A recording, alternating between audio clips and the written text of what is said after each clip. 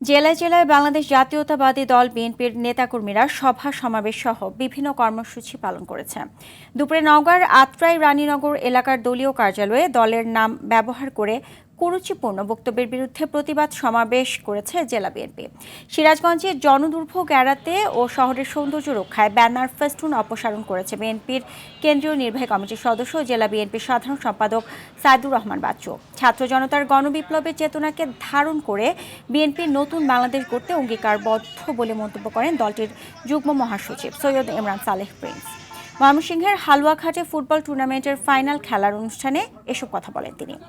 চেতনায় নারী, বিপ্লবে নারী, গণতন্ত্র ফেরাতে আমরাই পারি স্লোগানকে সামনে রেখে নড়াইলে বাংলাদেশ জাতীয়তাবাদী মহিলা দলের 46তম প্রতিষ্ঠাবার্ষিকী পালন হয়। বরিশালে আওয়ামী সন্ত্রাসী কর্তৃক শ্রমিক দল নেতা আসলাম সহ নেতাকর্মীদের কুপিয়ে জখম করা ও শিল্পাঞ্চলে সন্ত্রাস বিশৃঙ্খলা সৃষ্টির প্রতিবাদে বিক্ষোভ সমাবেশ ও মিছিল করেছে শ্রমিক দল।